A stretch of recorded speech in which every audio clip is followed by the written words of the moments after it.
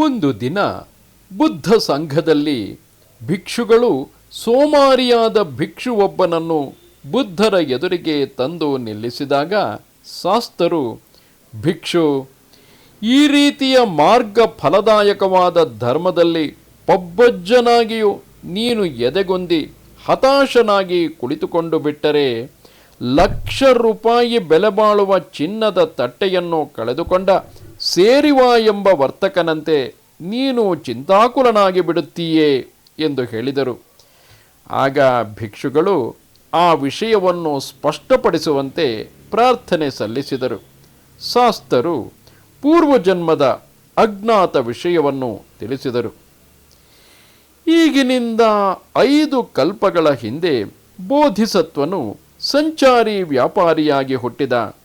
ಅವನು ಸೇರಿವ ಎಂಬ ಹೆಸರಿನ ಮತ್ತೊಬ್ಬ ಲೋಭಿಯಾದ ಸಂಚಾರಿ ವ್ಯಾಪಾರಿಯ ಜೊತೆಯಲ್ಲಿ ನೀಲವಾಹಿನಿ ಎಂಬ ನದಿಯನ್ನು ದಾಟಿ ಅಂಧಪುರ ಎಂಬ ನಗರಕ್ಕೆ ಬಂದ. ಇಬ್ಬರೂ ನಗರದ ಬೀದಿಗಳನ್ನು ಪರಸ್ಪರ ಹಂಚಿಕೊಂಡರು. ಬೋಧಿಸತ್ವ ತನ್ನ ಭಾಗಕ್ಕೆ ಬಂದ ಬೀದಿಗಳಲ್ಲಿ ಸಾಮಾನುಗಳನ್ನು ಮಾರುತ್ತಿದ್ದ. ಇನ್ನೊಬ್ಬ ವರ್ತಕ ತನ್ನ ಭಾಗದ ಬೀದಿಗಳಲ್ಲಿ ಮಾರಾಟ ಮಾಡುತ್ತಿದ್ದ.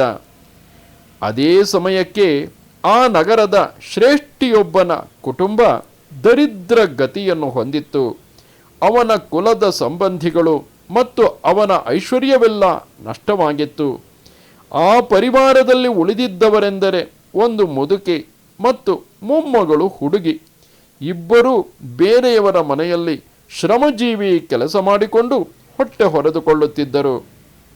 ಅವರ ಮನೆಯಲ್ಲಿ ಮೊದಲು ಹಿರಿಯ ಶ್ರೇಷ್ಠಿಯ ಉಪಯೋಗಕ್ಕೆ ಬರುತ್ತಿದ್ದು ಉಳಿದ ಸಾಧಾರಣವಾದ ಪಾತ್ರೆಗಳ ಜೊತೆಯಲ್ಲಿ ಎಸೆಯಲ್ಪಟ್ಟಿದ್ದ ಪಾತ್ರೆಗಳನ್ನು ಅದರಲ್ಲಿ ಒಂದು ಚಿನ್ನದ ತಟ್ಟೆಯೂ ಸೇರಿಕೊಂಡಿತ್ತು. ದೀರ್ಘಕಾಲದಿಂದ ಉಪಯೋಗಕ್ಕೆ ಬರದೇ ಇದ್ದುದರಿಂದ ಕೊಳೆಯಾಗಿ ಬಿಟ್ಟಿತ್ತು. ಇದು ಚಿನ್ನದ ತಟ್ಟೆ ಎಂಬ ವಿಷಯ ಪಾಪ ಆ ಅಜ್ಜಿಗಾಗಲಿ ಹುಡುಗಿಗಾಗಲಿ ತಿಳಿದಿರಲಿಲ್ಲ. ಆ ಸಮಯದಲ್ಲಿ ಆ ಲೋಭಿ ವ್ಯಾಪಾರಿ ವಜ್ರಮುತ್ತುಗಳನ್ನು ತೆಗೆದುಕೊಳ್ಳಿ ಎಂದು ಕೂಗುತ್ತಾ ಅವರ ಮನೆಯ ಮುಂದೆ ಬಂದ. ಹುಡುಗಿ ಅವನನ್ನು ಕಂಡು ಅಜ್ಜಿಯನ್ನು ಕರೆದು, ಅಮ್ಮ, ನನಗೊಂದು ಕಂಠಾಹಾರವನ್ನು ತೆಗೆದುಕೊಡು ಎಂದು ಕೇಳಿದಳು.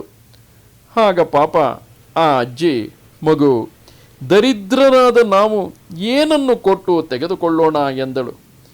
ನಮ್ಮ ಬಳಿ ಈ ತಟ್ಟೆಗಿದೆಯಲ್ಲ, ಇದು ಯಾವ ಕೆಲಸಕ್ಕೂ ಬರುವುದಿಲ್ಲ, ಇದನ್ನು ಕೊಟ್ಟು ಕೊಂಡುಕೋ ಎಂದಳು.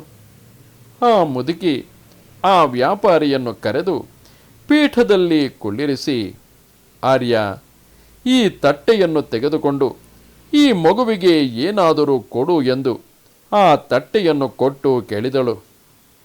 ವ್ಯಾಪಾರಿ ಆ ತಟ್ಟೆಯನ್ನು ಕೈಯಲ್ಲಿ ತೆಗೆದುಕೊಂಡು ಚಿನ್ನದ ತಟ್ಟೆಯಿರಬೇಕೆಂದು ಯೋಚಿಸಿ ತಿರುಗಿಸಿ ಮಗುಚಿ ತಟ್ಟೆಯ ಬೆನ್ನಿನಲ್ಲಿ ಸೂಜಿಯಿಂದ ಗೀರಿದ.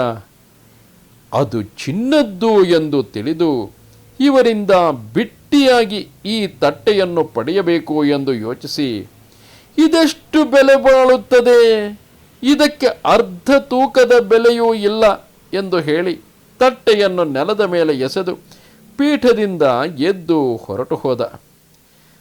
ತಮ್ಮೊಳಗೆ ನಿರ್ಧಾರ ಮಾಡಿಕೊಂಡಿದ್ದಂತೆ ಒಬ್ಬ ತನ್ನ ಬೀದಿಯಲ್ಲಿ ಹೋಗಿ ಬಂದ ಮೇಲೆ ಮತ್ತೊಬ್ಬ ಆ ಬೀದಿಯಲ್ಲಿ ವ್ಯಾಪಾರ ಮಾಡಲು ಹೋಗುತ್ತಿದ್ದ.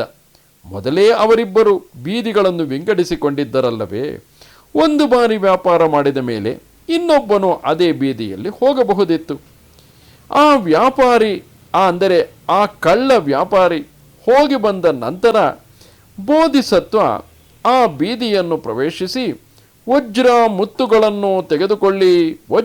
ಮುತ್ತುಗಳನ್ನು ಕೊಳ್ಳಿ ಎಂದು ಅಲೆದಾಡುತ್ತಾ ಅದೇ ಮನೆಯ ಮುಂದೆ ಬಂದ. ಆ ಹುಡುಗಿ ಪುನಃ ಅದೇ ರೀತಿ ಕೇಳಿದಳು. ಮಗು, ಮೊದಲು ಬಂದಿದ್ದ ವರ್ತಕ, ಅಜ್ಜಿ ಹೇಳುತ್ತಾಳೆ, ಮೊದಲು ಬಂದಿದ್ದ ವರ್ತಕ ತಟ್ಟೆಯನ್ನು ನೆಲದ ಮೇಲೆ ಎಸೆದು ಹೋದ. ಈಗ ಬೇರೇನು ಕೊಟ್ಟು ಕಂಠಹಾರವನ್ನು ಕೊಳ್ಳೋಣ ಎಂದಳು. ಆಗ ಆ ಮಗು, ಅಮ್ಮ, ಆ ವ್ಯಾಪಾರಿ ಕಠಿಣ ಭಾಷೆಯವನಾಗಿದ್ದ, ಕೆಟ್ಟದಾಗಿ ಮಾತನಾಡುತ್ತಿದ್ದ. ಆದರೆ ಇವನನ್ನು ನೋಡಿದರೆ ಸೌಮ್ಯ ಮೂರ್ತಿ ಹಾಗೂ ಮೃದುಭಾಷಿಯಾಗಿದ್ದಾನೆ. ಇವನು ತಟ್ಟೆಯನ್ನು ತೆಗೆದುಕೊಳ್ಳಬಹುದು ಎಂಬ ಆಸೆಯಿದೆ ಎಂದು ಹೇಳಿದಳು. ಹಾಗಿದ್ದರೆ ಅವನನ್ನು ಕರೆ ಎಂದು ಅಜ್ಜಿ ಹೇಳಿದಳು. ಅದರಂತೆಯೇ ಆ ಹುಡುಗಿ ಬೋಧಿಸತ್ವ ವರ್ತಕನನ್ನು, ಬೀದಿ ಬೀದಿಯಲ್ಲಿ ಮಾರುತ್ತಿದ್ದ ಆ ವ್ಯಾಪಾರಿಯನ್ನು, ಬೋಧಿಸತ್ವನನ್ನು ಮನೆಗೆ ಕರೆತಂದಳು. ಅವನು ಮನೆಯೊಳಕ್ಕೆ ಬಂದು ಕುಳಿತುಕೊಂಡ ಮೇಲೆ ಅವರು ಆ ತಟ್ಟೆಯನ್ನು ಕೊಟ್ಟರು. ಆಗ ಬೋಧಿಸತ್ವನು ತಟ್ಟೆ ಚಿನ್ನದ್ದೆಂದು ತಿಳಿದು, ತಾಯಿ, ಈ ತಟ್ಟೆ ಲಕ್ಷ ಬೆಲೆ ಬಾಳುತ್ತದೆ. ಈ ತಟ್ಟೆಯ ಬೆಲೆಗಾಗುವಷ್ಟು ವಸ್ತುಗಳು ನನ್ನಲ್ಲಿ ಇಲ್ಲವಲ್ಲ ಎಂದು ಹೇಳಿದ.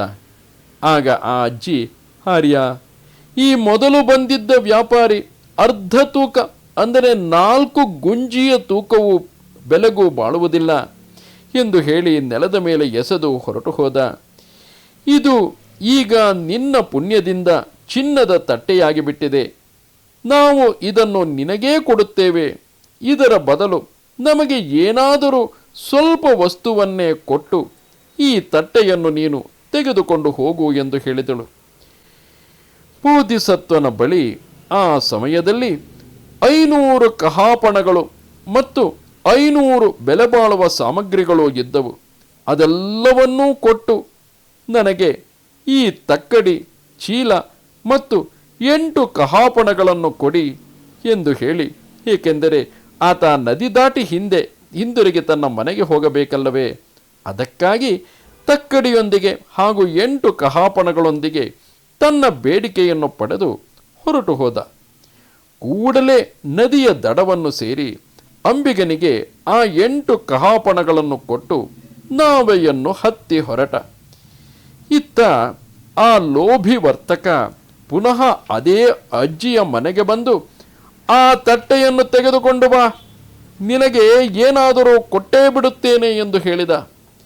ಆಗ ಆ ಚಿಕ್ಕ ಹುಡುಗಿ ಇದ್ದಳಲ್ಲ, ಆಕೆ ಅವನನ್ನು ನಿಂದಿಸುತ್ತಾ, ನೀನು ನಮ್ಮ ಲಕ್ಷ ಬೆಲೆಯ ತಟ್ಟೆಯನ್ನು ಅರ್ಧ ತೂಕದ ಬೆಲೆಗಿಂತಲೂ ಕಡಿಮೆ ಎಂದು ಹೇಳಿದ್ದೆ.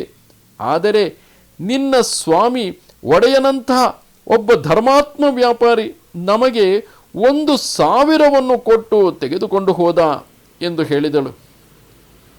ಇದನ್ನು ಕೇಳಿ ನಾನು ಲಕ್ಷ ಬೆಲೆಯ ಚಿನ್ನದ ತಟ್ಟೆಯನ್ನು ಕಳೆದುಕೊಂಡು ಬಿಟ್ಟೆ, ಅವನು ನನಗೆ ತುಂಬ ಹಾನಿಯುಂಟು ಮಾಡಿದ ಎಂದು ಯೋಚಿಸಿ ಆ ಲೋಭಿ ಅತ್ಯಂತ ವ್ಯಾಕುಲಗೊಂಡ. ಅವನ ಪ್ರಜ್ಞೆ ಅವನ ವಶದಲ್ಲಿರಲಿಲ್ಲ ಮತ್ತು ಅವನು ಹುಚ್ಚನಂತಾಗಿಬಿಟ್ಟ. ಅವನು ತನ್ನ ಕೈಬಿಟ್ಟ ಕಹಾಪಣ ಮತ್ತು ಸಾಮಾನುಗಳನ್ನೆಲ್ಲ ಮನೆಯ ಬಾಗಿಲಲ್ಲಿ ಚೆಲ್ಲಿಬಿಟ್ಟ. ಮೈಮೇಲೆ ತೊಟ್ಟುಕೊಂಡಿದ್ದನ್ನೆಲ್ಲ ಬಿಚ್ಚಿ ಎಸೆದ ಮತ್ತು ತಕ್ಕಡಿಯ ದಂಡವನ್ನು ಕೊಡತಿಯನ್ನಾಗಿ ಅದನ್ನೇ ಕೋಲನ್ನಾಗಿ ಮಾಡಿಕೊಂಡು ಬೋಧಿಸತ್ವನ ಹಿಂದೆ ಓಡಿದ, ಹೊಡೆಯಬೇಕೆಂದು. ನದಿಯ ದಂಡೆಯನ್ನು ಸೇರಿ ಬೋಧಿಸತ್ವ ನಾವೆಯಲ್ಲಿ ಕುಳಿತುಕೊಂಡು ಹೋಗುತ್ತಿರುವುದನ್ನು ಕಂಡು, ಓ ಅಂಬಿಗ, ನಾವೆಯನ್ನು ಹಿಂದಿರುಗಿಸು ಎಂದು ನಾವಿಕನಿಗೆ ಕೂಗಿ ಹೇಳಿದ. ಆದರೆ ಬೋಧಿಸತ್ವ ನಾವೆಯನ್ನು ಹಿಂದಿರುಗಿಸಬೇಡ ಎಂದು ತಡೆದ. ಆಗ ಆ ಲೋಭಿ ವ್ಯಾಪಾರಿಗೆ ಬೋಧಿಸತ್ವ ಹೊರಟು ಹೋಗುತ್ತಿರುವುದನ್ನು ಕಂಡು ಅತ್ಯಂತ ದುಃಖವಾಯಿತು. ಅವನ ಹೃದಯ ಬಿಸಿಯಾಯಿತು, ಬಾಯಿಂದ ರಕ್ತ ಚಿಮ್ಮಿತು ಹಾಗೂ ಹೃದಯ ಒಣಗಿದ ಕೆಸರಿನಂತೆ ಒಡೆದು ಹೋಯಿತು. ಈ ರೀತಿ ಅವನು ಬೋಧಿಸತ್ವನ ಬಗ್ಗೆ ಶತ್ರುಭಾವನೆಯನ್ನು ಮನಸ್ಸಿನಲ್ಲಿ ಇಟ್ಟುಕೊಂಡು ಅದೇ ಕ್ಷಣದಲ್ಲಿ ಸತ್ತು ಹೋದ. ಇದು ಬೋಧಿಸತ್ವನ ವಿರುದ್ಧ ದೇವದತ್ತನ ಮೊದಲ ದ್ವೇಷವಾಗಿತ್ತು. ಬೋಧಿಸತ್ವರು ದಾನಾದಿ ಪುಣ್ಯ ಕಾರ್ಯಗಳನ್ನು ಮಾಡಿ ಕರ್ಮಾನುಸಾರ ಕಾಲಗತಿಯನ್ನು ಪಡೆದರು. ಸಮ್ಯಕ್ ಸಂಬುದ್ಧರು ಈ ಧರ್ಮೋಪದೇಶವನ್ನು ಮಾಡಿ ಸಂಬುದ್ಧರಾಗುವ ಮೊದಲೇ ಮೇಲಿನ ಗಾಥೆ ಹೇಳಿದರು. ಈ ಪ್ರಕಾರ ಶಾಸ್ತ್ರರು ಅರ್ಹತ್ ಪ್ರಾಪ್ತಿಗೆ ಸರ್ವೋಚ್ಚ ಸ್ಥಾನವನ್ನು ಕೊಟ್ಟು ಈ ಧರ್ಮೋಪದೇಶವನ್ನು ಮಾಡಿ 4 ಆರ್ಯ ಸತ್ಯಗಳ ವ್ಯಾಖ್ಯಾನ ಮಾಡಿದರು. ಸತ್ಯಗಳ ವ್ಯಾಖ್ಯಾನ ಸಮಾಪ್ತಿಯಾದ ಮೇಲೆ ಎದೆಗೊಂದಿದ್ದ ಆ ಭಿಕ್ಷು ಅರ್ಹತ್ವ ಹೆಸರಿನ ಸರ್ವೋತ್ತಮವಾದ ಫಲದಲ್ಲಿ ಸ್ಥಿತನಾದ, ಅಗ್ರವಾದ ಫಲದಲ್ಲಿ ಸ್ಥಿತನಾದ. ಬುದ್ಧ ಕೂಡ ಎರಡೂ ಕಥೆಗಳನ್ನು ಹೇಳಿ ತುಲನೆ ಮಾಡಿ ಜಾತಕದ ಸಾರಾಂಶ ಹೇಳಿದ.